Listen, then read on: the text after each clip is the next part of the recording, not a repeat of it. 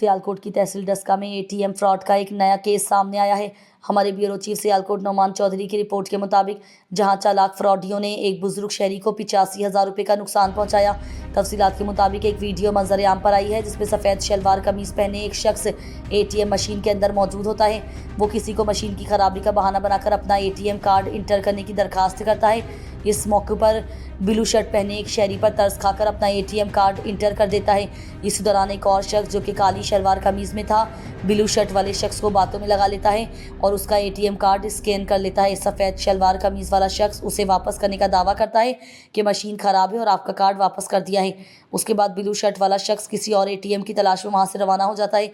ये सब कुछ मुकम्मल तौर पर सीसीटीवी की फुटेज में रिकॉर्ड हो गया, जिसके बाद बैंक की जानिब से ब्लू शर्ट वाले शहरी को 3 मुख्तलिफ ट्रांजेक्शन्स की इत्तला मिली जिनमें 85,000 रुपये का नुकसान हुआ।